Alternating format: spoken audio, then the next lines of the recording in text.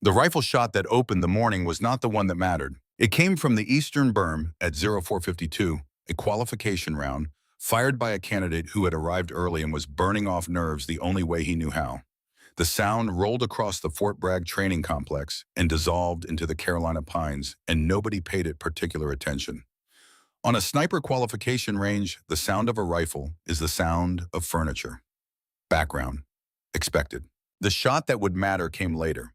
43 candidates would stand on that range before the day was finished, and most of them would fire weapons in anger and in fear, and in the controlled desperation of people who understood that 2% of the people who attempted this course would pass it, and today was the day the sorting began. But there is a question they do not teach at any military school in this country, and it sits underneath every qualification, evolution like a current under still water.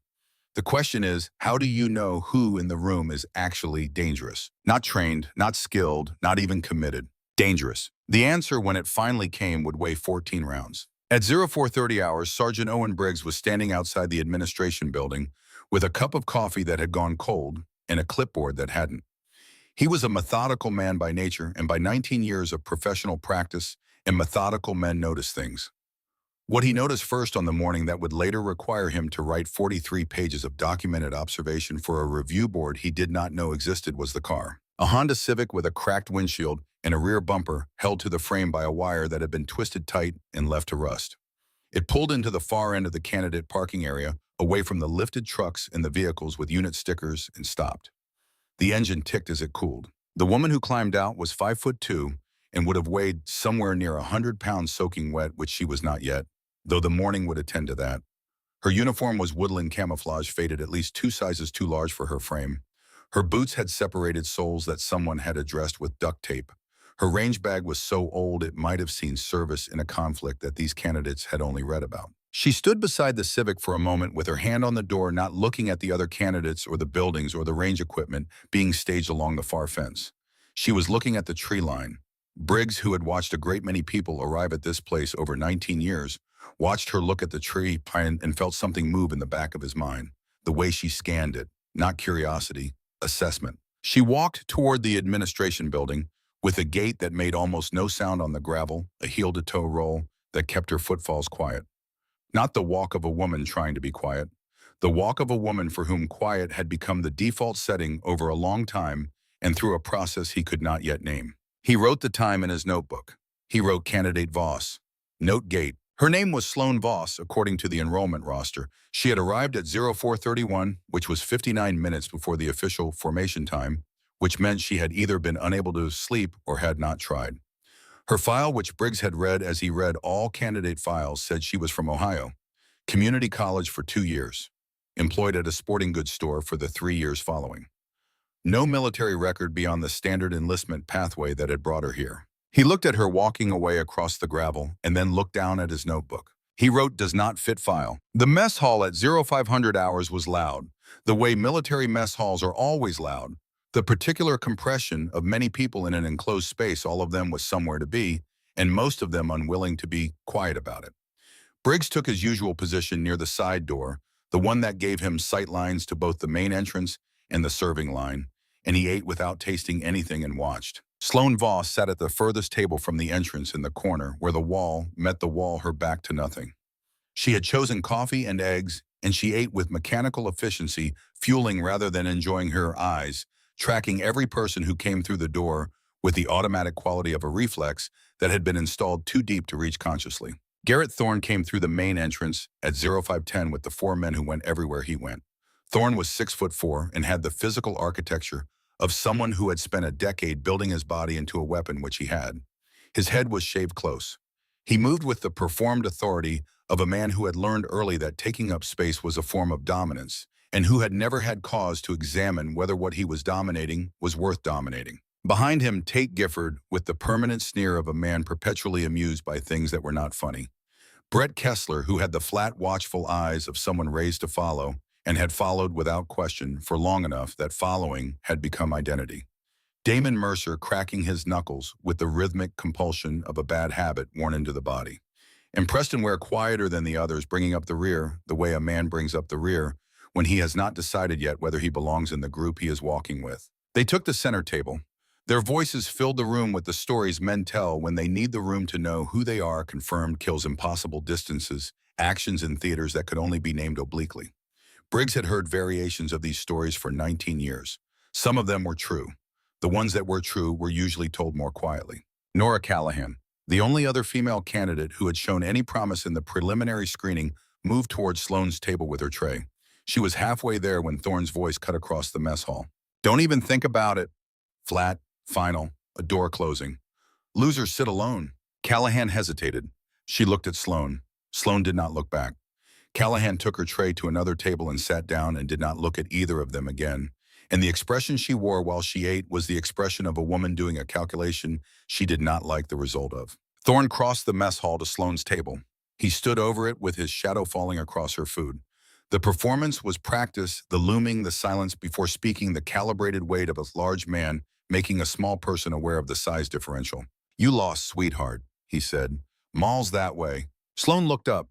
She met his eyes for 2 seconds and then returned to her food. The 2 seconds were what mattered.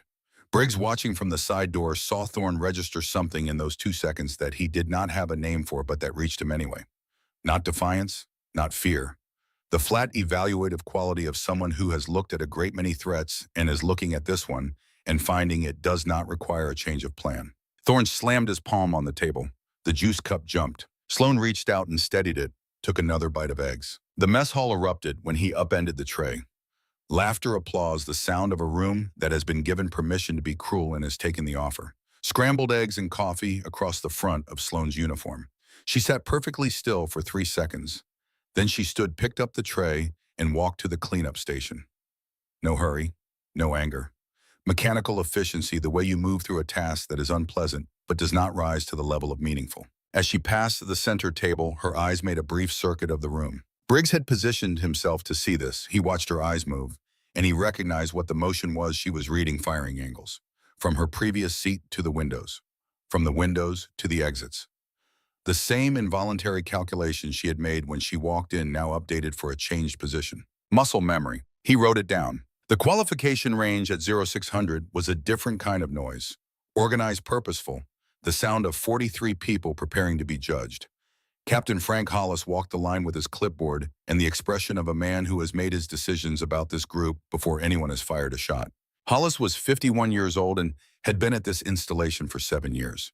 He had a chest full of legitimate decorations in a manner that had calcified at some point in his late 30s into something that was professionally competent and personally contemptuous.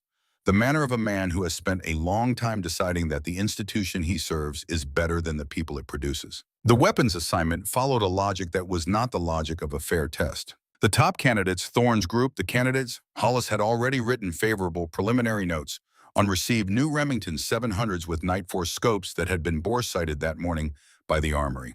The ammunition they received was matched by lot number, which is to say it was consistent, which is to say it behaved predictably, which is the foundational requirement of any accurate shooting. Sloane received a Barrett M82 with a serial number that designated it as equipment that should have been retired. The barrel showed wear that a qualified armorer would have flagged. The scope would have required significant adjustment to bring on zero. Her ammunition came from 3 different lot numbers, which meant 3 different powder loads, which meant 3 different points of impact at distance, which meant that maintaining consistent accuracy across a qualification string was close to impossible. Master Sergeant Luther Crane, who ran the armory and who had been running armories for 31 years, watched the assignment from the doorway of the equipment shed. He had not been asked to make these assignments. Someone had left the allocation sheet on his desk that morning, and he had processed it without comment because processing things without comment was how you survived 31 years in places that did not show up in your service record. But he watched, and he noted. Station 13, Hollis announced, far right. Station 13 was the worst position on the range for the morning qualification window. The sun would be in the shooter's face by mid-morning. A gap in the berm structure amplified the crosswind. A concrete barrier to the immediate right would trap brass and powder residue, creating a chemical haze with every shot fired. Sloane carried her equipment to the station without comment. She set the rifle down and began sorting her ammunition. Kessler noticed first, though, he did not understand what he was seeing. He nudged Gifford and pointed. She was separating the rounds by hand, rolling each one between her thumb and forefinger, then sorting them into specific groups. No scale, no measurement equipment, just her hands. What's she doing? Gifford said. Thorne glanced over and looked away, wasting time. What she was doing was measuring. The weight differential between ammunition from different powder lots is measurable by hand if your hands have been trained for long enough in the specific art of detecting it.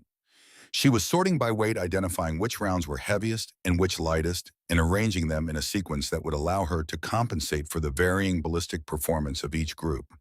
It was meticulous. It was the work of someone who had done this before in conditions where the difference between a light powder load and a standard one was not a qualification score, but something she could not afford to lose. The warm-up evolution was set at 100 yards. Standard target man-size silhouette, 10 rounds in 10 minutes. Thorne went first. He made a ceremony of it, the theatrical scope adjustment, the audible controlled breathing, the body language of a man performing competence for an audience. 10 shots, 10 bullseyes.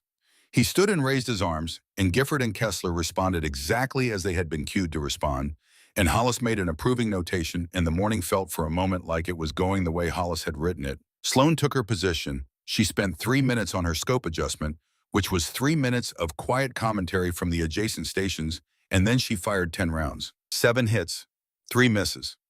The 3 misses were not near misses. They were significantly off-target keyhole patterns in the dirt, berm below and left of the silhouette. The laughter was immediate and sustained. Hollis shook his head and wrote something that made Thorne reading over his shoulder grin. The range went to ceasefire for target inspection. Briggs walked down range with the score sheet as was procedure. He reached Sloan's target.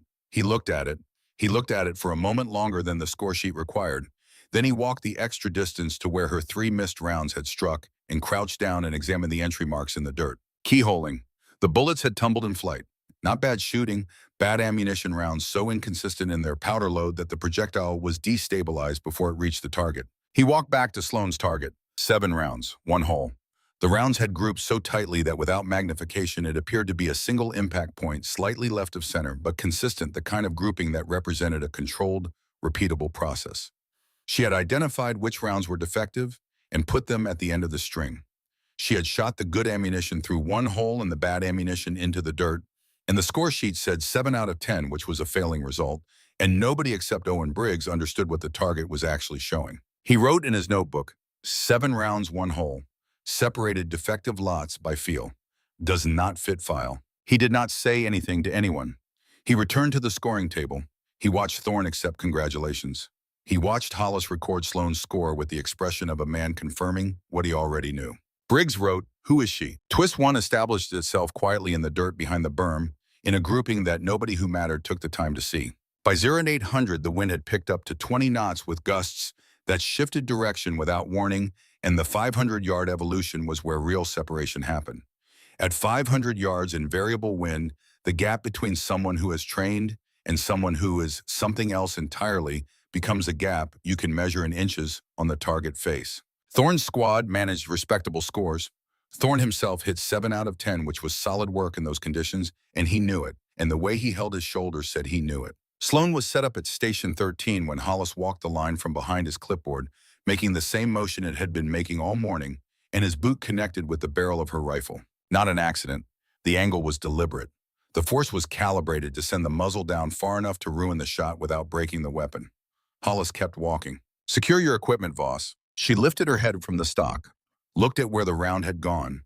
Then she began the process of re-zeroing the scope, which cost her 5 minutes and 2 rounds of her ammunition allocation, and which the clock on the qualification evolution did not pause for. 8 minutes remaining, 9 shots to fire. She fired all 9, 8 center mass. The 9th caught the target at the left shoulder. Hollis recorded 7 hits. Briggs, who had been watching through his spotting scope from the scoring table, wrote the actual count in his notebook and put a line under it. He did not confront the discrepancy. He was not yet certain enough of what he was watching to confront anything, but he was becoming more certain by the hour, and certainty in Owen Briggs produced documentation, which was its own kind of weapon. At 0930, during the break between evolutions, Briggs filed the background check request. He used the standard channel in the standard form, in the standard language, and he sent it to the standard recipient and expected the standard response time of 48 to 72 hours. He was slightly surprised to receive a response in 11 minutes. He was significantly surprised by what the response said. Sloan Voss, born Columbus, Ohio. Community college, no degree. Employment at a sporting goods retailer for 37 months. Financial records consistent with the stated employment. social media presence consistent with stated interests, medical records on file. Everything was there. Everything was correct. Everything was exactly what it was supposed to be, down to the level of detail that only a careful institutional record contained. Briggs had been in the Army for 19 years. He had processed a great many personnel files. He knew the texture of a file that had grown organically accumulated over years of real life versus the texture of a file that had been constructed. The difference was difficult to articulate, but not difficult to feel, in the same way that a reproduction of an antique feels different from the antique itself when you run your hand across it, even when the reproduction is very good. This file was very good, but it had been built. He wrote legend, well constructed, significant resources required, who built it and why. He put the notebook in his breast pocket and walked back to his position at the scoring table. Captain Hollis at the far end of the range was reviewing something on his phone. His expression, which Briggs could not read from this distance, did not match the expression of a man reviewing something routine. Twist 2 settled into place, the file that was too clean, the record that was too complete, the background of a woman who did not exist in the way the paperwork said she existed. The Advanced Ballistics Module convened at 1400 hours in the low concrete building at the back of the range complex. Hollis walked them through the theoretical framework: long-range terminal ballistics in variable conditions, the mathematics of external ballistics at extended distances, the effects of environmental variables on projectile flight. 43 candidates arranged in metal folding chairs. Most had calculators and reference cards. Sloan had a pen. The problem set was designed to require 40 minutes. It accounted for wind drift elevation, correction, humidity-induced air density variation, barometric pressure, and the Coriolis effect on a 900-meter shot with a moving target component. It was genuinely complex work. Thorne, who was a competent shooter and an intelligent man, when he chose to apply that intelligence to something other than social dominance, worked it methodically with his references spread across his writing surface and completed it in 35 minutes. Sloan wrote steadily for 11 minutes without pausing to check any reference. Her equations filled the page in compact, precise notation. She applied corrections in sequence with the confidence of someone who has done this calculation enough times that the process has moved from cognition to reflex. She reached the final line, circled her answer, and set her pen down. Briggs, walking the room on the pretense of distributing a supplemental handout, glanced at her worksheet as he passed. He kept walking. He did not change his pace. But when he reached the supplier table at the front of the room, he stood with his back to the class for a moment longer than the errand required. The correction factor on the final line of her calculation accounted for aerodynamic jump induced by the crosswind component, incorporating gyroscopic stability, modeling, and the Magnus effect on spin drift across the terminal portion of the projectile's flight path. It was a legitimate correction. Applied correctly, it produced measurably more accurate results at ranges above 800 meters in the specific wind condition the problem described. The correction had been developed and validated by the Special Operations Command Advanced Marksmanship Unit. The methodology had been finalized approximately 3 years ago. It had not been published in any open-source document. It did not appear in any manual available to civilian shooters or standard military personnel. Its distribution was restricted to a specific tier of qualified operators. There was no sporting goods store in Ohio where she could have learned it. There was no book she could have read. There was no course she could have attended. Briggs returned to his position and wrote one line in his notebook. He drew a box around it, and he underlined the box. Hollis collected the worksheets at the end of the module. When he reached Sloan's, he looked at it for a long moment. The expression that crossed his face was not the expression of an instructor reviewing an unexpected performance. It was the expression of a man who has just confirmed a suspicion he had been carrying and does not welcome the confirmation. He tucked the worksheet under the others on his clipboard. His hand tightened on the board slightly and then relaxed, and then he moved on. In the back of the room, Sloan watched him move on. The vehicle course was a quarter-mile of cracked asphalt behind the Eastern Range Complex, a serpentine track with hard corners and 2 marked stop points. The exercise required candidates to drive it at speed, demonstrate control under simulated contact conditions, and execute a rapid dismount. Standard pre-drive inspection took most candidates between 2 and 4 minutes. They checked the visible items, the obvious items, the items that an inspection is designed to find. Sloan's inspection took 9 minutes and covered every accessible component. When her hands reached the brake lines, they stopped, both hands resting against the lines completely still. The duration was approximately 2 seconds. Then she continued to the next component, completed the inspection, and got in the vehicle. Briggs at the scoring table wrote, "She found it. Adapted. Watch." She drove the course without at once touching the primary brake pedal. Engine braking through the hard corners, the emergency brake applied with measured precision at the marked stops the vehicle brought to rest within acceptable margins by technique, rather than the equipment that someone had made unreliable. The driving looked awkward to an observer who was watching the vehicle without knowing why the technique had been modified. It looked like inexperience. Thorne, who had finished his run and was standing near the scoring table, frowned at the monitor. She afraid of the brakes? Briggs said nothing. She dismounted at the final cone in a single fluid motion and walked to the scoring table and set her keys on the surface and waited. Hollis recorded the time and moved on. It was Luther Crane who stopped everything, though he was not on the vehicle course and was not supposed to be part of this evolution at all. He was walking back from the motor pool along the service road that ran parallel to the course, and he saw Sloan step out of the vehicle, and he stopped walking. Crane had spent 31 years in the service. His actual service record showed approximately half of what his actual service had been because the other half had occurred in places and capacities that do not appear in service records that can be requested under the Freedom of Information Act. He had worked alongside people who did not exist in personnel systems. He had learned to read the way certain people move through space because that reading had kept him alive on 2 continents and in circumstances that oversight committees had voted specifically not to know about. The way Sloan Voss stepped out of that vehicle, the posture as she stood, shoulders settling back to a precise angle that was not a natural resting position, but a trained one, the position of someone who has spent extended time on elevated platforms in hostile environments and has built that awareness so deeply into the body that it persists even in a parking lot in North Carolina on a training day. The hands. The way her trigger finger indexed automatically along the doorframe as she pushed it closed. Not deliberately, not consciously.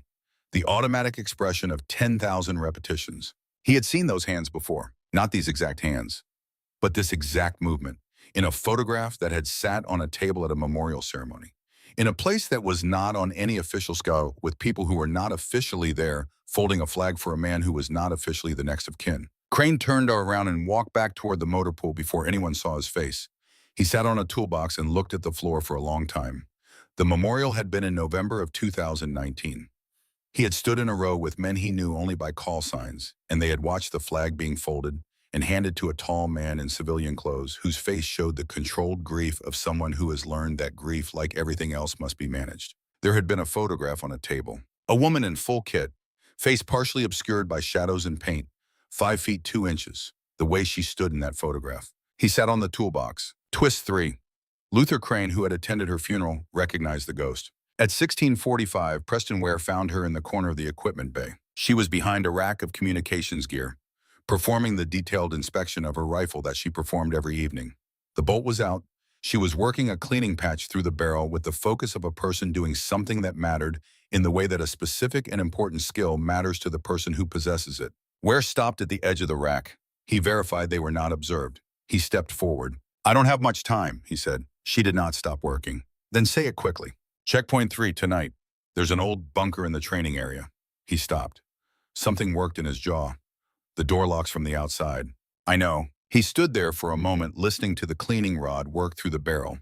"Then why are you going?" She looked up. The look that she gave him was not unkind, but it was without softness in the way that certain kinds of honesty are without softness. Not because the person does not feel anything, but because they have learned that softness is a form of imprecision and imprecision costs. "Because sometimes you have to enter the trap to spring it," she said. "But thank you, Ware. What you're doing right now took more than most people have." He was about to turn away when she spoke again. "Your brother would be proud of you." He went still. "How do you know about my brother?" "The same way I know you've been resisting Thorne's influence all week," she said. "The same way I know you keep his picture in your left chest pocket. Some things can't be hidden from someone trained to observe." She held something out to him without looking up from the barrel. A backup flashlight, small and matte black. "Stay with the main group tonight.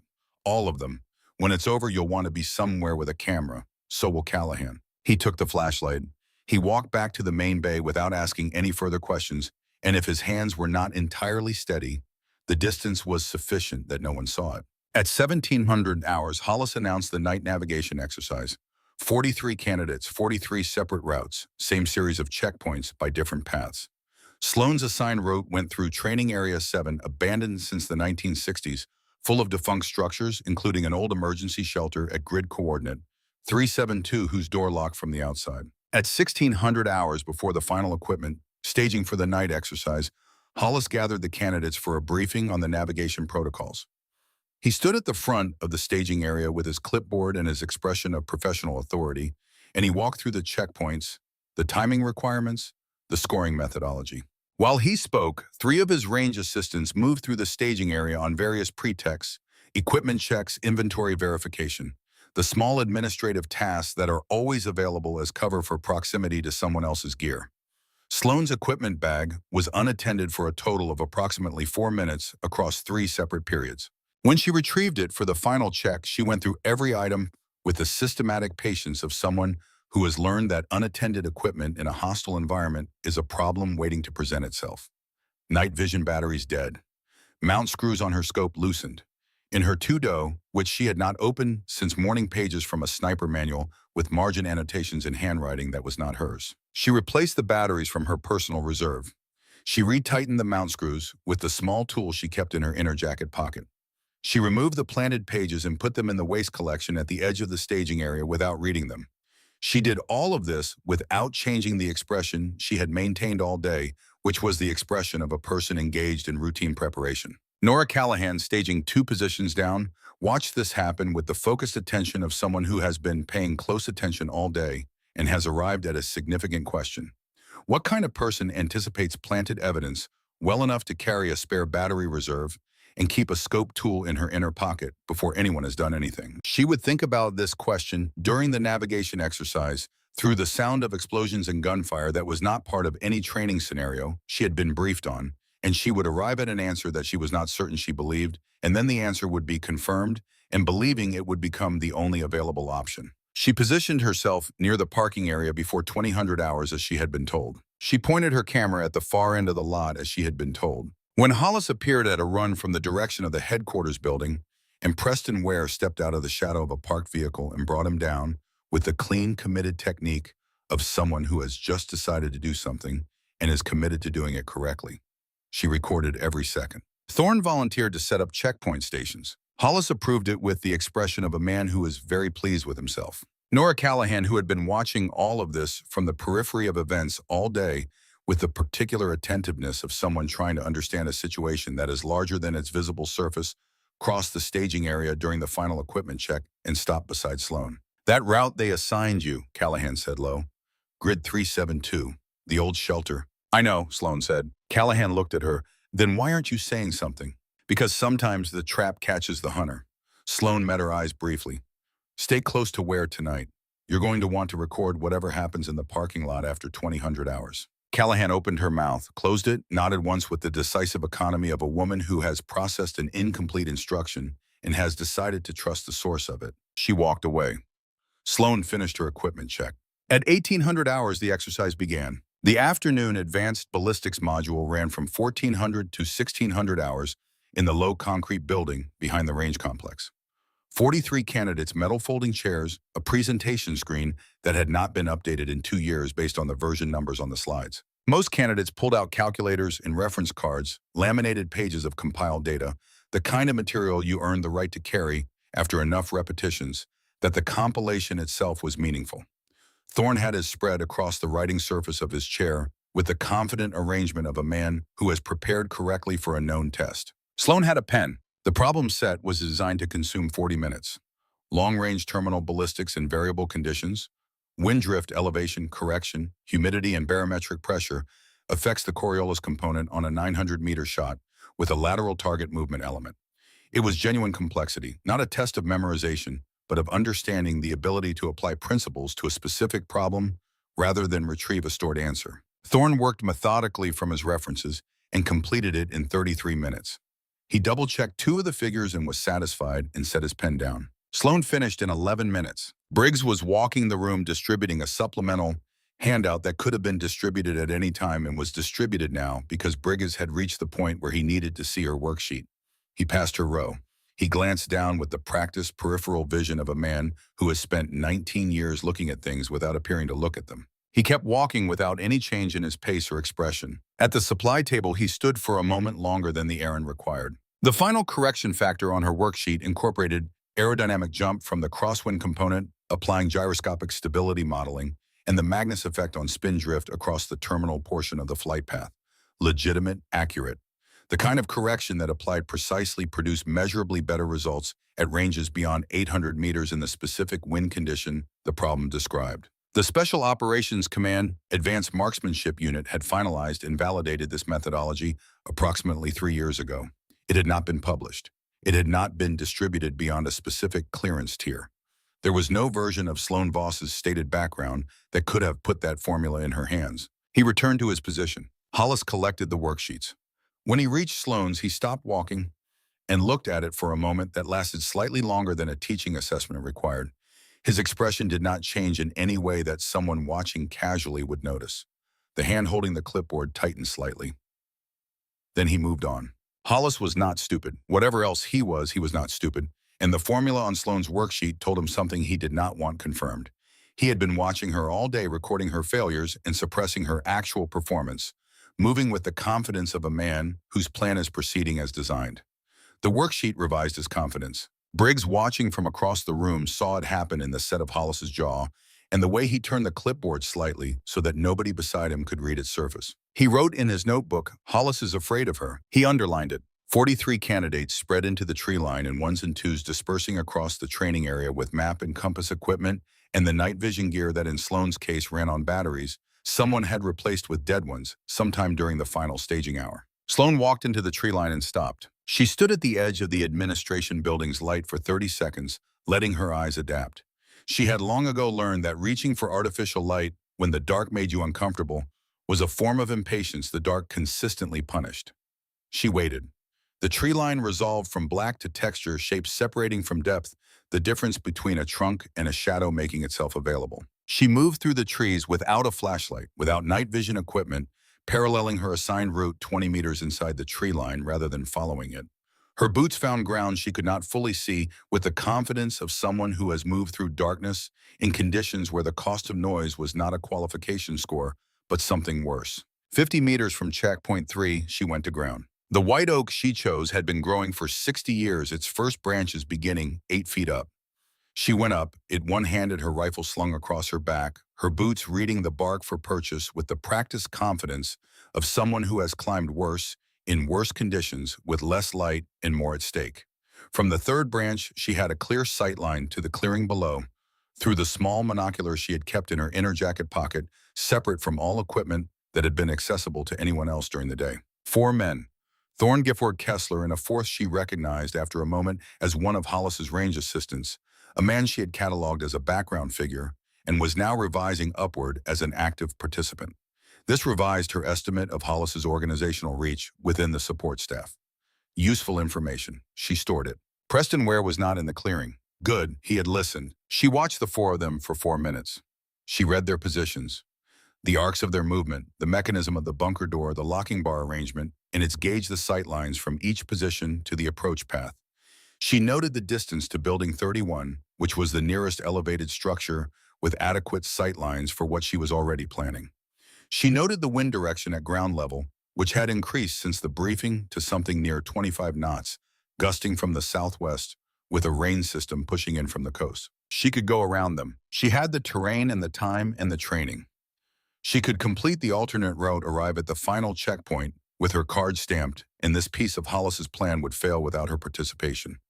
Tomorrow he would recalibrate, and the operation would continue on a timeline she might not be able to read in advance. The operation he had authorized for tonight, fragmented intelligence, 2 separate sources, cross-referenced over 6 weeks, was keyed to a specific window.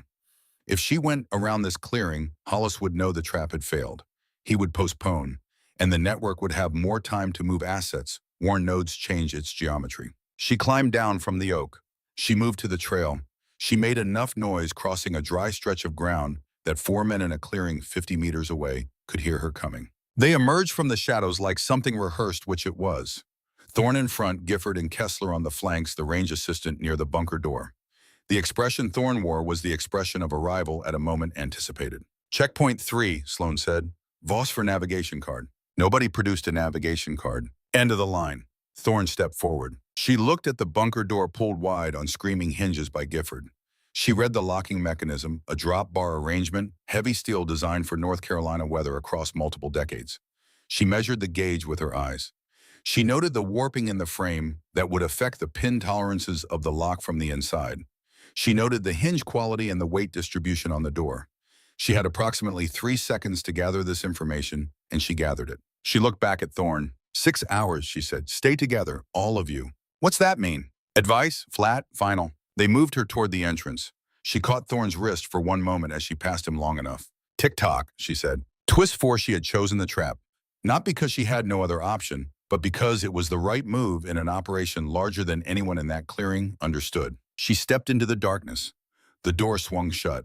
The drop bar came down with the sound of a bolt going home, and outside, she heard Thorne making a comment that generated laughter from Gifford, and then the sound of them moving away across the clearing, toward the trail, toward their alibi, toward the story they would tell in the morning about a candidate who had simply not shown up. Absolute darkness, 60 years of concrete and damp, and the slow decay of enclosed time. She stood completely still for 60 seconds. She allowed herself this. She had set this boundary years ago, and she kept it with the same discipline. She kept all her operational parameters, because the alternative was to let the 60 seconds become 90, become 3 minutes, become the length of time it would take to work through all of it, which was longer than any operation could wait. She counted 7 names: Daniel Ho, Marcus Webb, James Ferris, Andrew Cole, Robert Stanwyck, Michael Tate, Francisco Vela. She did not think about the convoy or the fire or the specific acoustic signature an ambush makes when it opens up on a line of vehicles at contact range. She thought about what she knew of each man from files memorized in the way you memorize the faces of people you are responsible for, even when the official record says you were never there. Daniel Howe had a daughter named Claire, who would be 11 years old now, learning to read music in a house where the father who had died, so that an intelligence operation could maintain its cover, would never sit at the table. Marcus Webb had been 14 days from rotation home. James Ferris had been learning guitar. Andrew Cole and Robert Stanwyck had grown up 12 miles apart in central Georgia and had discovered this fact in country in the specific way that people discover commonality when they are far from everything common. Michael Tate had written his mother every week. Francisco Vela had been 23 years old. 7 names, 7 men who had gone into positions that someone had sold to people who wanted them dead. 7 men who were the reason she was standing in a bunker in the dark counting. This was the cost. Not the scar on her wrist, or the years of names that were not her name, or the marriage that existed primarily in encrypted files and brief meetings in rooms where introductions were not real. The cost was 7 names she would carry until this was finished and she was not finished. She went to work. The wire came from her inner jacket pocket. She worked it into the mechanism at the angle she had calculated from her external observation. Old lock widened tolerances from decades of weathering, 3-pin sequential. The first moved in 40 seconds. The second in 90. The third required a modified approach because the warped door frame had shifted the geometry from its design specification, and she adjusted working by feel rather than calculation in the absolute dark, and the third pin moved. The bar lifted. She pushed the door open and stepped into the moonlight. The first explosion reached her before she had taken 3 steps. She knew it the way she knew a great many things below the level of conscious reasoning, from a place where experience had burned its lessons so deeply they no longer required processing. Training charges were designed to simulate. This sound had the low concussive register of ordnance built to actually destroy. It traveled through the ground as much as through the air, the way serious things travel. The second explosion came 8 seconds later, closer. Then the automatic weapons fire. A K pattern rifles the cyclic rate and acoustic signature unmistakable to anyone who has heard enough of them in actual operational context. Not from the range complex, from the base perimeter. Sector 7. The base sirens, 3 rising tones repeating. FPCON Delta. Hostile forces on the installation. The announcement from the external speakers 30 seconds later, and the words "not a drill" moving across the training area with a specific weight of words that are very rarely true. She was already running. Behind her, she heard Thorne's radio crackle to life, and heard him call out to the others, and heard in the stripping of his voice down to its actual register, the sound of a man who has made a significant error and understands exactly what that means in this moment. She gave him the bearing in the distance to the arms room without breaking stride and without looking back, and then she accelerated, and the dark took her completely. The arms room was 400 meters from the training area access road. She covered it in 3 minutes and 40 seconds, which was faster than the terrain In the darkness and the wind should have permitted, but she was not moving at the speed the terrain recommended. She was moving at the speed the situation required. Code 77 Alpha. The duty sergeant looked up from his desk when she came through the door. He started to say something about authorization. She said the code. He looked at her. He looked at his computer screen, where something had just populated that had not been on his screen 30 seconds ago. A standing authorization preloaded, awaiting this exact credential from this exact moment. He looked at her again. He opened the arms room without another word. She went past the new equipment, past the Remington 700s and the M100s and the current issue optics, to a specific case in the controlled storage section, the one with the tag that listed a decommission date in 2019 and a disposal record that had never been executed because someone had ensured it would not be executed. Macmillan T, AK338, serial number PS007. Her hands knew the weapon before her eyes had fully registered it. She ran the function check in the dark without looking, her fingers finding each component in the sequence she had used 10,000 times, confirming each action by feel and sound. The weapon was in the condition she had kept it in. Someone on this installation had been maintaining it, which meant someone had known, which meant the operation had reach she had not fully mapped. She loaded specific ammunition from the controlled storage, the lot number she had identified 6 weeks ago when she first accessed the system and confirmed the round was still in inventory. She verified the scope 0 against the reference card she had carried in her inner pocket since arriving at Fort Bragg. She slung the rifle and was out the door in under 3 minutes. Outside in the parking area, she heard Thorne and his squad arriving from the access road. She heard Thorne's voice asking questions that she did not have time to answer. She gave him the instructions: guard the armory, confirm friendly forces, only do not move, and was gone before he finished processing them. Building 31 was the administrative center for the Eastern Range Complex, a 2-story concrete structure with a flat roof and maintenance access via a ladder mounted to the northeast wall. The roof was graveled, adequate for a shooting position, with clear sight lines to the Sector 7 tree line, where muzzle flashes marked hostile positions at irregular intervals. She went up the maintenance ladder, one-handed rifle slung, and gained the roof in 40 seconds. 750 yards to the nearest muzzle flash. Wind at 25 knots from the southwest, gusting irregular rain, beginning in light drops that would increase. Ambient light, half-moon, intermittent cloud cover. She built her position in 22 seconds. No sandbags, no bipod. Her body positioned with the specificity of someone who has learned to be her own stable platform, the bones aligned to accept recoil through the structure of the skeleton rather than the muscles, the natural point of aim established by moving the body rather than forcing the weapon. She found the enemy sniper first. He was good. She could see from his shot pattern that he was good. The consistency of interval, the discipline of position changed the way he was keeping 2 of the base security response teams pinned down without exposing himself to the return fire that those teams were trying to produce. There were wounded men in the open below his position that no one could reach because of his fire, and they had been there for what her clock said was 11 minutes. She acquired him in 7 seconds. The position he had chosen was excellent. She could not see him. She could see where he had to be, which was a different kind of seeing. She had been doing it long enough that the difference between visible and inferable had reduced to something near nothing. 7 seconds acquisition, 7 seconds hold, 3 seconds reset. The rifle fired between heartbeats. 823 yards. The hostile sniper's position went silent. Not a pause in his fire cycle. A cessation. The body language of a position suddenly absent its operator. She was already moving, displacing to the northwest corner of the roof before the sound of her own shot had finished traveling. Rule 1 of the work she did: you never fire twice from the same location. The round downrange was an announcement of your presence.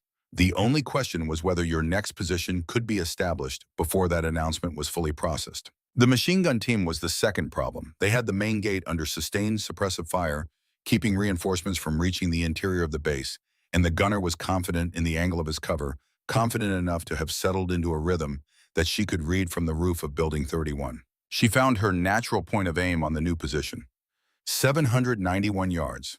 The gunner was partially exposed at the shoulder in his rhythmic movement. She accounted for the temperature differential over the parking lot asphalt between her and the target, the heat rising in a thin layer that bent light in ways the scope would not automatically correct. The gunner was mid-burst when she fired. He dropped with the specific completeness of a person who no longer had any engagement with the outcome of the situation they had been participating in. His assistant looked around with the panicked, searching expression of someone who has understood that something has gone wrong, but cannot locate the source of the wrongness. She fired again before the assistant could take over the weapon.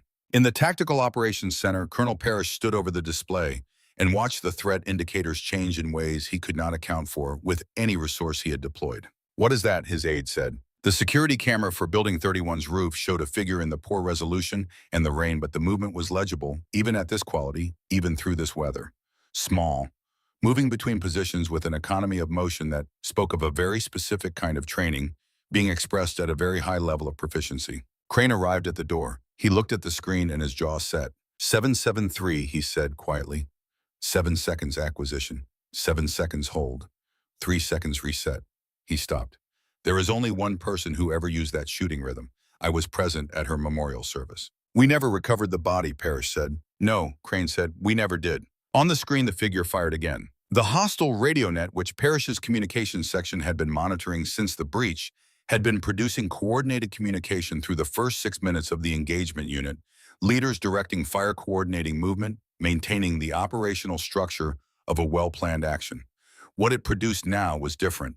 Questions without answers, short transmissions that stopped mid-sentence, the specific audio texture of an operation that has encountered something it did not plan for and is trying to determine whether the plan can be salvaged. The answer, which the hostile network was arriving at approximately 1 transmission too late per casualty, was no. She worked the roof with the methodical patience of someone who has long since moved past the emotional content of what she is doing and arrived at the technical content, which is the only state in which this kind of work can be done accurately and for an extended period. Each shot was preceded by the same sequence: acquire, calculate, adjust, hold, fire. Each displacement was immediate before the echo of the shot had resolved. Each new position was chosen from the previous one, the geometry of the roof providing 8 viable options that she cycled through with the efficient routing of someone who has done this math before. The hostile commander was the 12th target. He was trying to rally the remaining 3 men directing a retrograde, calling for extraction on a frequency she had been monitoring through a captured earpiece since the 3rd minute of the engagement. 912 yards, the extreme edge of reliable range in these conditions, the rain now coming in earnest, the wind gusting unpredictably. She did not calculate this shot. There are shots that are calculated and shots that are felt, and the difference is not mystical, but practical at the far end of the performance envelope, in conditions where the variables exceed the precision of calculation. What remains is the accumulated knowledge of 10,000 previous shots expressed as intuition, as a feeling of rightness or wrongness, that has been calibrated by 10,000 rounds of feedback. She found the angle. She felt the wind. She made the adjustments that her body knew to make without being told. She fired. 912 yards away, the hostile commander's transmission ended. The remaining 3 broke and ran for the tree line. She tracked them with the clinical patience of someone completing a task, not the heat of someone pursuing a victory. 3 more shots. 3 more results. The Sector 7 threat display, which Parrish was watching from the operations center, went from 12 active indicators to nothing. 13 minutes and 47 seconds from the first shot. 14 rounds expended. She cleared the weapon and engaged the safety and let herself stay in position for 10 seconds without moving, which was not procedure. It was the 10 seconds she gave herself at the end of an engagement, the counterpart to the 60 seconds at the beginning, the bracket that contained the work and separated it from everything that came before and after. 10 seconds in which she was neither what she had been doing nor what she would be doing next. 7 names still. She slung the rifle and went down the maintenance ladder. In the Emergency Operations Center, Parrish stood with both hands flat on the table and looked at the empty threat display. "Get me General Theodore Ashford," he said. "Priority actual. Tell him Shadow 9 is alive." Crane said nothing. He was looking at the screen that showed the roof of Building 31 now empty, the rain falling on gravel that held no shape of anything. The quick reaction helicopters arrived 5 minutes later and flew over Sector 7 in expanding search patterns and found nothing that required their particular capabilities.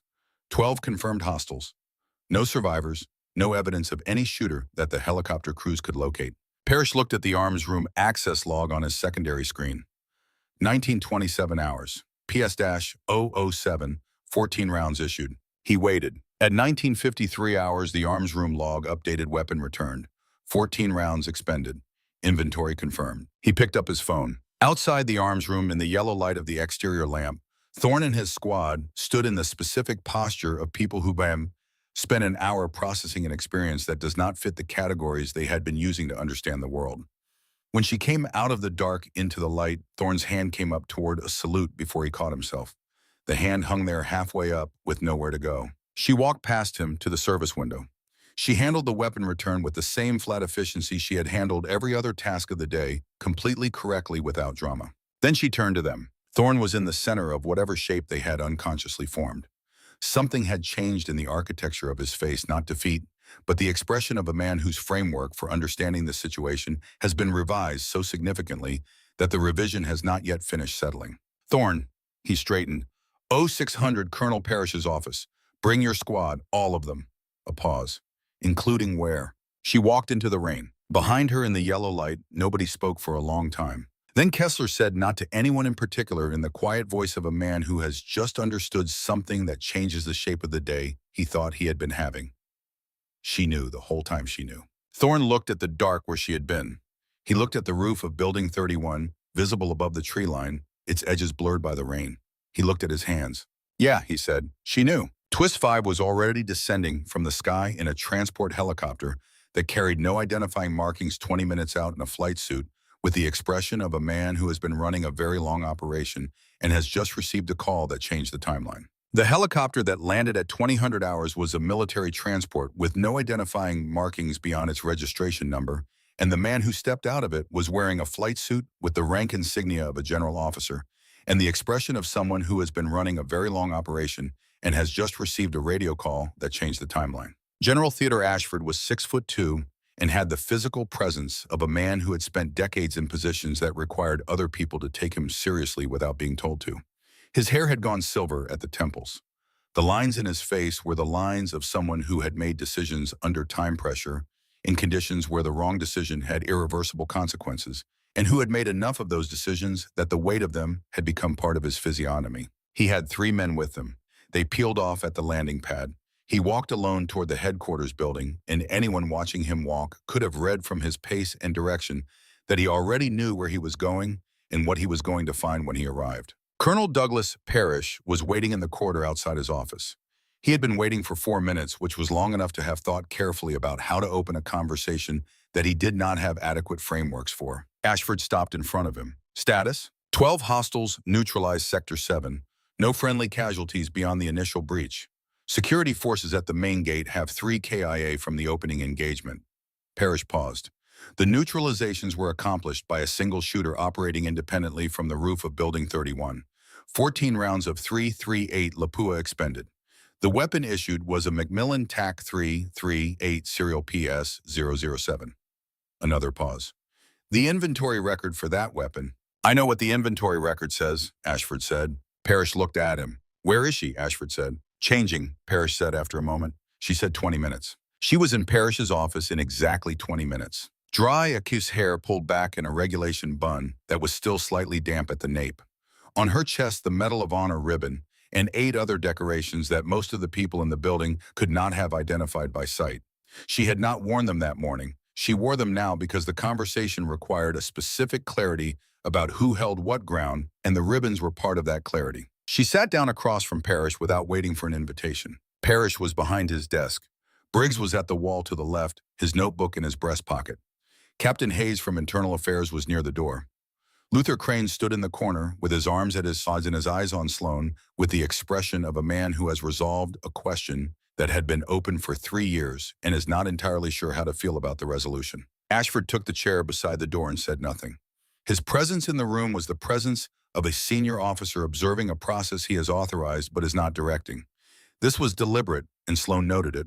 Parrish opened the file in front of him. Captain Morrison, he said. He used the name carefully the way you use a name when you are not certain the person sitting across from you will acknowledge it. Or Shadow 9 or Sloan Voss. Help me decide which one we're using. Sloan Voss is on my enlistment paperwork, sir. Don't. His voice was even. I have enough of your file to know what I'm looking at. 127 confirmed kills across 3 operational years. Kandahar, October 2019. A convoy that was hit with apparent prior knowledge of its route and a flag that was folded and handed to a man who I now understand to be the general, sitting in the corner of my office. He set down the file. What I don't have is why you're here. She put the thumb drive on his desk. No markings. Standard device. Captain Frank Hollis, she said. Start with his financial records. cryptocurrency transactions totaling approximately $50,000 over the past 8 months. Cross-reference the deposit dates against the casualty list for this installation's sniper program graduates over the same period. Parrish looked at the drive. Every time a graduate of this school deployed with a specific operational assignment, that assignment became known to hostile forces within 72 hours. She continued, good operators don't walk into ambushes at those rates. The pattern pointed toward this installation's program. Hollis was the node I needed to confirm. The only way to confirm him, Parrish said slowly, was to give him something to react to. A candidate with an inexplicable skill set and an apparently false background. Someone he would need to assess, neutralize, or escalate against. I needed him to move. And tonight, he moved. He contacted the hostile network and told them the timing window was optimal. He had inside information on patrol routes and the security response protocols because he had been inside this installation for 7 years. She met Parrish's eyes. The attack tonight was not a coincidence. It was a service he arranged and paid for. The thumb drive has the communication records. Parrish sat back. Hayes from near the door. How long have you been building this? 2 years, since we started losing operators at rates that exceeded statistical probability. Her voice did not change. The network I'm tracing has 17 confirmed nodes across multiple installations and agencies. Hollis was one of them. He was not the most important one, but he was the one I could reach. Parrish looked at Ashford. Ashford said nothing, which was an answer. Pull Hollis's quarters, Parrish said to Hayes. Everything, tonight. Hayes went. The room settled into the specific quiet that follows a large piece of information being set down in it. Briggs had not moved from his position at the wall. He was looking at Sloan with the expression of someone who has been documenting a situation for 12 hours and has just received confirmation that what he was documenting was far larger than his framework for it. He said the ammunition separation at the 100-yard line this morning and the brake lines. Yes, she said. I was going to say, he stopped, started again. I put it in the notebook. Everything. I wasn't sure what I was seeing, but I knew it didn't fit.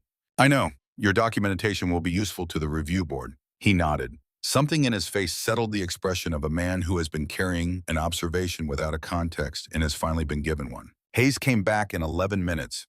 His face said what his mouth was about to say. He set a photograph on the desk in front of Parrish. A young man in uniform smiling at the camera. The photograph had the soft edges of something handled many times over many years, taken out and looked at in the specific way that people look at the faces of those they have lost. On the back, in handwriting that belonged to a different Frank Hollis than the one who wrote operational reports, Fort Campbell, 2017. Parrish looked at it. He looked at Hayes. Hayes gave him the rest with his eyes. His son, Hayes said, Andrew Hollis, killed in action September 2017. His patrol walked into a prepared ambush outside Kandahar. He stopped. The subsequent investigation found evidence of prior intelligence compromise. The patrol route had been sold. The room took this in, not by Frank Hollis. The original compromise had come from somewhere else in the network, from one of the other nodes that Sloan had spent 2 years mapping. Andrew Hollis had died because information was sold. His father had stood at the graveside of a 24-year-old man who had trusted the institution they both served, and sometime after that graveside, Frank Hollis had made a calculation that the institution could not be trusted, and that if it could not be trusted, it deserved what was coming to it. He had become the thing that had killed his son. He had done it with full knowledge of what he was choosing, whether that was grief or conviction, or the particular madness of a man who needs his loss to mean something, who needs the universe to be organized around cause and effect, rather than the random cruelty of a system that sells its own people. The outcome was the same. 8 operators dead, 8 families. 8 casualty reports that attributed the deaths to hostile action, which was technically true and practically fraudulent. Nobody spoke for a long time. Twist 6 lay on Parrish's desk in the form of a photograph of a young man smiling, and it was the heaviest thing in the room. Sloan looked at the photograph for exactly as long as it took to understand it completely. Then she looked away. The network's remaining structure is on the drive, she said. 16 nodes beyond Hollis, all documented. Parrish picked up the thumb drive. He turned it in his hands. The hostiles tonight, they came here because Hollis told them to, because you were here. He identified me as a potential threat to his operation. He arranged the attack as a method of dealing with the threat under cover of an engagement that would be attributed to external actors. She paused. He was correct that I was a threat to his operation. He was incorrect about the method. You used his plan against him. I needed him to execute. If he had suspected the trap and delayed, he would have had time to move assets and warn the other nodes. He needed to believe he was winning. She looked at her hands for a moment. The death squad helped. Their behavior was exactly what he expected from them, which made the situation look exactly like what he thought it was. Ashford said from his corner, "Your assessment of the squad." The shift in the room was subtle but complete, from the language of investigation to the language of evaluation. The same woman but a different register. "Thorne has genuine leadership capacity," she said. "It's been expressed exclusively through dominance and intimidation, which is a coaching failure and a cultural failure, not a permanent characteristic. Reduce him in rank. 6 months under Crane's direct supervision with mandatory leadership coursework. Redirect the aggression towards something it can actually build. What he chooses to do with that opportunity is his." Parrish was writing, "Gifford and Kessler are followers. They will conform to the culture they are placed in, which means they can be functional in a healthy environment and destructive in a toxic one. I don't recommend investing further resources in determining which outcome they will produce here. Separate them from service. They're not bad people. They made bad choices when the social architecture around them made bad choices easy. Recommend civilian contractor work where the stakes of that dynamic are lower. Mercer has an impulse control problem that is not addressable through leadership training alone. Discharge with a genuine referral for treatment. That's a diagnostic recommendation, not a punitive one." She stopped at Ware. "Preston Ware," she said. "He identified that something was wrong when the pressure to accept it as normal was sustained and significant. He acted on that identification at personal cost to himself, and he did it twice, once when he warned me, and once when he detained Hollis in the parking lot on nothing but instinct and the instruction I gave him 6 hours earlier." She looked at Parrish directly. "That is the rarest quality in a soldier, not skill, not courage in the conventional sense. The ability to think independently when the group is moving in the wrong direction. Promote him, fast-track Ranger selection." "And Callahan," she added. "Nora Callahan, the strongest technical shooter in the program since day 2. Her scores have been recorded inaccurately by Hollis across the entire qualification period. Her actual performance is documented in Briggs's notebook, which is more accurate than the official record. She should be evaluated on the genuine numbers. Recommend continuation and advancement." Parrish looked up from his notes. "You're recommending retention for men who locked you in a bunker, which kept them in a fixed location away from the engagement. Untrained assistance during a combat action is a casualty profile. The bunker gave me operational freedom." She held his gaze. "The consequences they receive should be calibrated to what they did and what they're capable of becoming, not to what I feel about what they did." Parrish set down his pen. He looked at her for a moment with the expression of a man trying to reconcile several things that do not reconcile easily. A small woman in a large uniform, a row of commendations that most people in this building could not identify. 14 rounds expended in 13 minutes and 47 seconds, each one a confirmed neutralization. "What happens now?" he said. "To you." Ashford said from the corner, "Rachel." It was the only time anyone used that name in this room, and it landed with the weight of everything that was behind it. He said it in the tone of a man raising a subject he knows has already been decided and is raising anyway because some things need to be said, even when the saying changes nothing. "The Denver operations is the next phase," she said. "Hollis's financial records connect to procurement anomalies at a defense contractor with offices there. 2 of the remaining network nodes are embedded in that structure. Someone needs to be inside the process." "Your cover is burned," he said. "Sloan Voss's cover is burned. Rebecca Marsh starts a financial analyst position in Denver on Monday." She turned to look at him directly. "The legend is built. The access is arranged." He looked at her for a long time. The look of a man who has had this conversation before in different rooms with different names attached to the identities on either side of it, and who knows how it ends and who says what he is going to say anyway. "I won't pull you," he said. "You know I won't. But I want you to hear me say this." "I hear you." "How many years, Rachel? How many identities before, until it's finished?" Her voice did not rise and did not soften. "Until the network is gone. Until our people stop dying because someone sold their names." She met his eyes. "How many names did you count at the Kandahar Memorial when they folded the flags?" He didn't answer. "I count 7, she said. "Every night, whatever name I'm sleeping under. 7 names every night until it's done." The room was quiet. Hayes and Briggs and Crane were all looking at the floor or the wall with the careful attention that people pay to objects that are not the thing they are actually attending to. Parrish cleared his throat. "Captain Morrison, regarding the official record of tonight's engagement. Specialist Sloan Voss fails her psychological evaluation," she said. unstable, possibly delusional, discharged with mental health recommendations, and a referral that goes nowhere because the person it's referring doesn't exist. She stood and picked up her cover from the edge of the desk. The Sector 7 neutralizations are credited to the Quick Reaction Force. The 14 rounds appear in the expenditure log as a clerical error that gets corrected and then lost in the correction. And the weapon, returned to inventory under the same authorization that pulled it. It stays there. A brief pause. For the same reason it was kept there in the first place. She moved toward the door. Parrish stood an instinct of courtesy that surprised him slightly. He extended his hand across the desk. After a moment, she took it.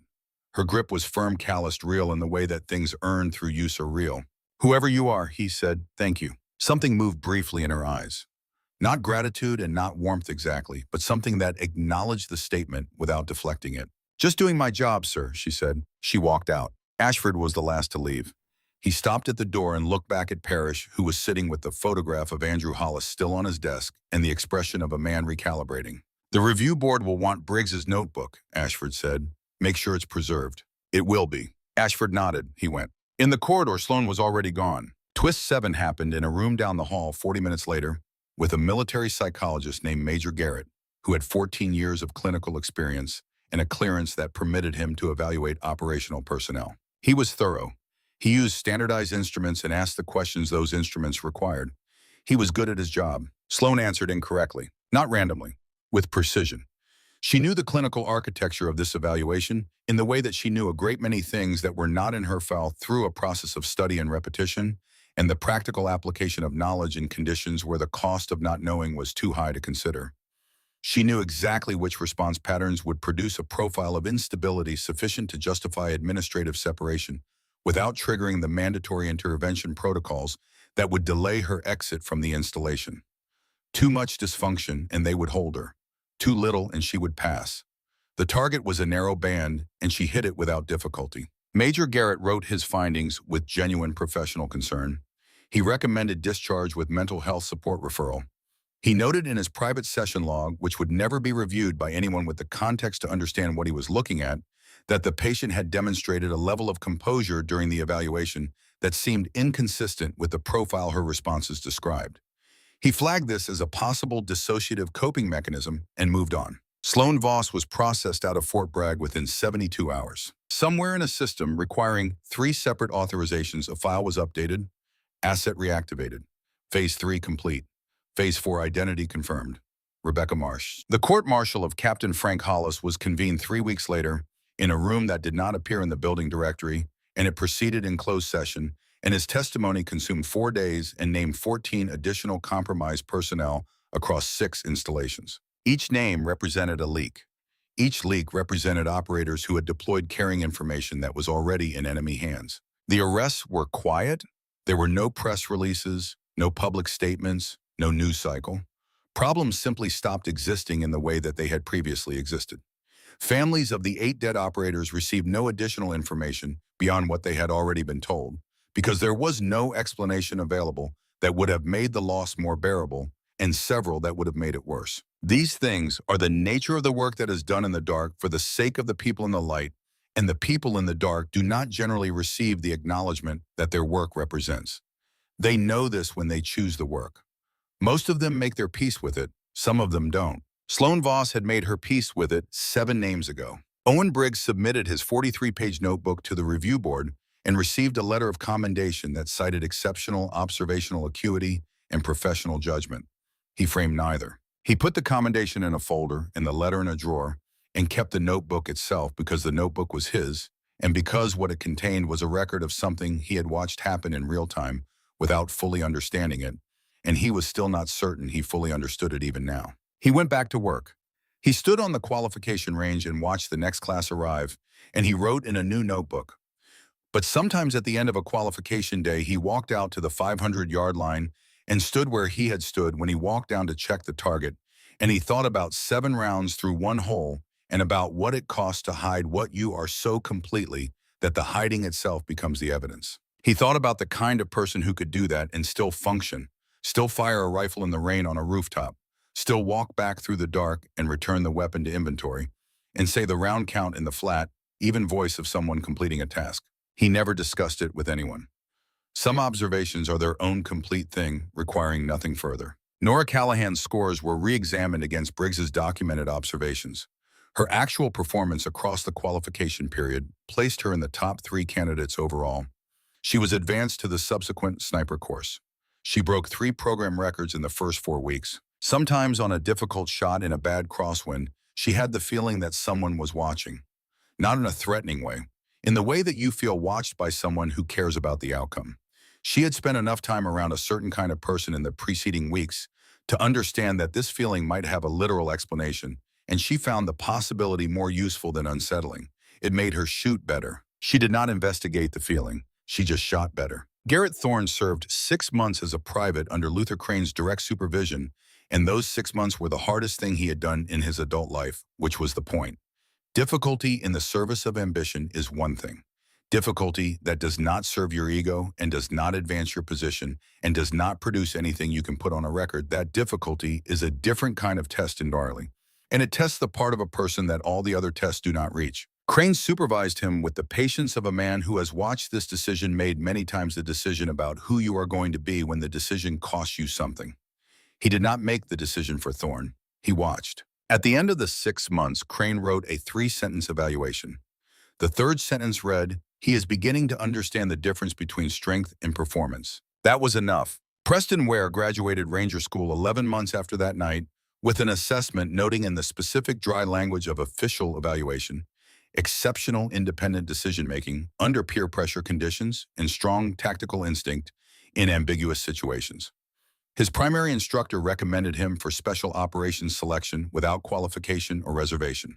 He kept 2 things in his left chest pocket: a photograph of a young man in dress uniform grinning at whoever held the camera, and a small folded piece of paper, 9 words in precise block print. No signature. You already know what right looks like. Trust it.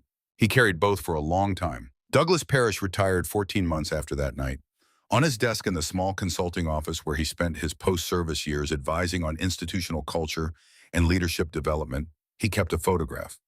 A small woman in an oversized uniform covered in mud, surrounded by much larger men, who are looking at her with the contempt that people express when they have decided in advance that they know what they're looking at. Visitors assumed it was a cautionary artifact from a campaign against hazing and bullying in military training programs. He did not correct them. He sometimes told the young officers who came through his office that every hunter eventually becomes the hunted, and the question is whether you know which role you're currently playing. They usually thought he was speaking metaphorically. He was not speaking metaphorically. At Fort Bragg, the ammunition inventory continued to show a recurring anomaly. Quarterly reconciliation, same storage location, same caliber. Exactly 14 rounds of .338 Lapua Magnum gone against an asset code that the armorer had been told to log without inquiry. The armorer logged it. He had been logging it for 2 years without meeting the person who drew the rounds. The authorization was clean. The code was valid. The questions that the situation suggested were questions that had been closed at a level above his access. He did his job. He kept his records. He understood through a process of careful professional inference that some answers exist at a level of classification that renders the question itself classified. 14 rounds every quarter, never more, never less. Arlington National Cemetery, Section 60 on a Thursday in March. The weather had not decided whether it was still winter. The sky was the color of old pewter, and the wind moved through the rows of white stones with the quality that wind has in cemeteries, carrying something that is not quite sound and is not quite silence, but is its own particular register. General Theodore Ashford stood in front of a headstone. The regulation inscription gave a name, 2 dates, and a designation. Below the designation, in letters that were not standard on military grave markers, but had been placed there through a process that left no official trace, beloved warrior, fresh flowers, lilies. Someone had placed them within the past 24 hours. They had not come from him.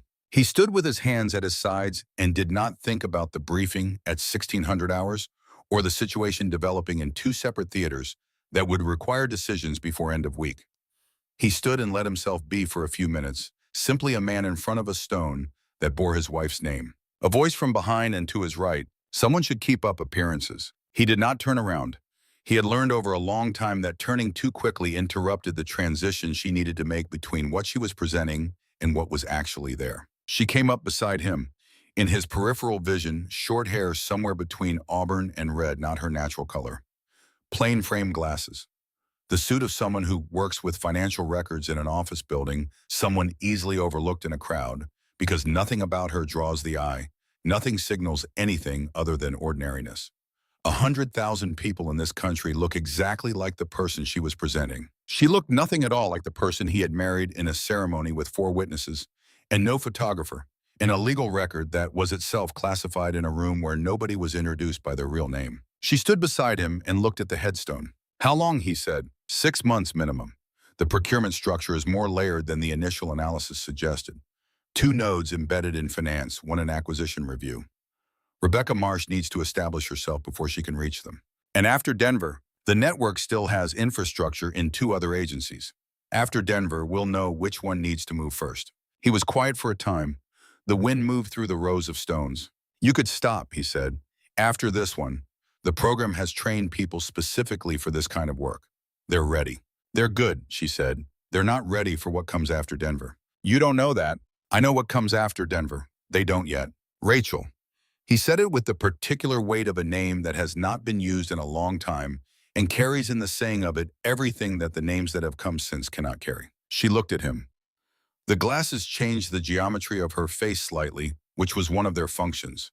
Her attention did not change.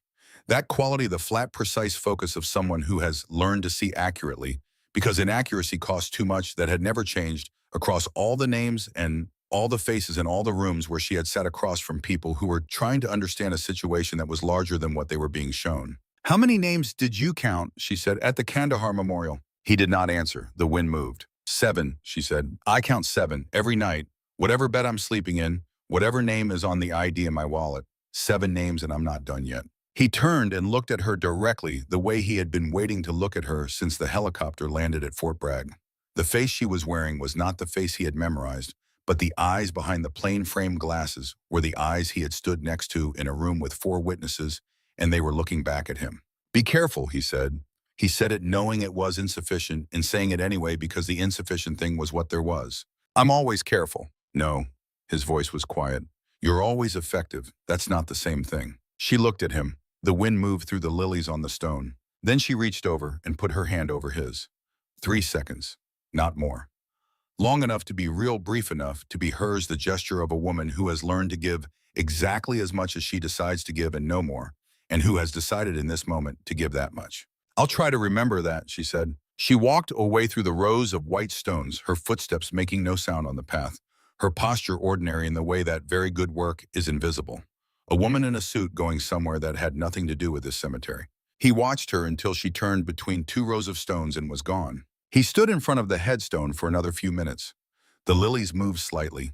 He put on his cover and walked back toward the car, and the wind moved through section 60 with the quality that wind has in that place, which is its own kind of sound. In a hotel room in Denver, a woman with short auburn hair and plain-framed glasses sat at a desk with 2 monitors and a portable drive and financial records from a defense contractor that employed at last count approximately 4,200 people in 7 states.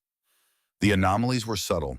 They were the kind of thing that a casual review would not find, and a motivated review would take weeks to trace, and a person who knew what she was looking for and why could locate in about 4 hours. She had been working for 3 hours and 14 minutes. Her phone, a standard model. Nothing that would draw attention, buzzed. A message from a blocked number, 3 words, phase 7 confirmed. She deleted the message. She returned to the spreadsheets. Rebecca Marsh was good at her job. She was thorough and quiet, and the people around her who would later describe her as pleasant and a little forgettable would not be able to say exactly when she had arrived or exactly how she had come to have access to the records she had access to, because these things had happened gradually in the way that trust accretes in institutions through presence, through competence, through the slow accumulation of ordinary days. In her luggage in this closet, wrapped in clothing and packed in a case that could have held anything, 14 rounds of .338 Lapua Magnum lay in their individual recesses, just in case, because sometimes a qualification range becomes a battlefield, because sometimes the person who was supposed to be the lesson turns out to be the instructor, because sometimes the dead don't stay buried. They just reload and go back to work and count 7 names in the dark before they sleep and wake up in the morning under a name that isn't theirs and do it again, because someone has to walk in the dark to keep the light safe. And she wasn't done yet. The thing about Fort Bragg Sniper School in the years after was not that it produced better shooters. It had always produced good shooters. The 2% who passed had always been good. What changed incrementally and without announcement was the kind of person the 2% tended to be, the degree to which technical excellence coincided with the quality that Sloan Voss had identified in Preston Ware as rarest and most necessary, the ability to think independently when the group around you has stopped thinking clearly. This is harder to train than marksmanship. You cannot put it on a qualification form or measure it at a range. You can only put people in situations where it is required and watch what they do and then make decisions about what you have seen. Parrish's successor understood this. He had read Briggs's 43-page notebook. He had read the internal review that Ashford's people had produced from the events of that night. He had read between the lines with the practiced attention of a senior officer who knows that what institutional reports leave out is often more instructive than what they include. And he had built his approach around the understanding that the most dangerous vulnerability in any institution is not the enemy outside, but the rot inside, and that the most effective defense against that rot is not tighter control, but better people. He never met Sloan Voss. He never learned her real name. He read about her in a partially redacted file that his security officer had spent 2 weeks getting cleared, and what he read told him enough. He kept the one page of the file that was not redacted in the top drawer of his desk, and when he was making a decision about a candidate or a program adjustment or a cultural question that did not have an obvious answer, he sometimes pulled it out and looked at it. The page contained no photographs and no identifying information. It contained only a number 127 confirmed in a single assessment notation in the margin, handwritten by someone whose signature had been removed. She counted the names of the dead before she went to work. Every time, he kept the page because it answered a question he needed answered regularly. What does excellence in this work actually require, not just from the hands, from the whole person? The answer was in that notation. You have to carry the weight of what you are doing and still be able to do it precisely. That is the standard. Everything else is preparation for whether you can meet it. Garrett Thorne, in his second year after the reduction, took a candidate aside during a morning run, a small man from New Mexico who had been struggling with the weight standards and had started showing up earlier and earlier each morning to run extra miles before the official day began. Thorne ran with him for a while without speaking. Then he said in a voice that was different from any voice that Gifford or Kessler or Mercer had ever heard come out of him, "The point isn't the time on the clock. The point is whether you're still getting up when it would be easier to stop." The candidate looked at him. "That's the test," Thorne said. "Everything else is how the test is administered." He ran on ahead and did not look back, and the candidate stood for a moment in the gray morning light and then ran after him, and neither of them spoke about it again. But the candidate remembered it later in a situation where remembering it was the difference between making a good decision and making an easy one, and he made the good decision and it mattered. Luther Crane heard this story secondhand from an instructor who had been close enough to hear it. He wrote it in a small journal he kept separate from his professional documentation in the section he reserved for things that suggested the future might be different from the past. He wrote Thorne. Maybe he had learned in 31 years that maybe was enough to start with. In Denver, Rebecca Marsh worked her third week. She had identified the first clean thread in the procurement anomaly, a payment routed through a subsidiary that existed on paper in 3 states and in reality in none of them. She pulled the thread carefully, the way you pull a thread when you know the fabric is larger than what you can see and you need to understand its shape before you begin unraveling it. The window of her rented apartment looked east. In the morning, the light came in at an angle that reminded her of nothing in particular, which was the way she preferred the morning she woke up under someone else's name. No associations, just the light and the work and the 7 names she counted before she got up, the same as every morning, the same as every name. She made coffee. She opened the laptop. She went back to work.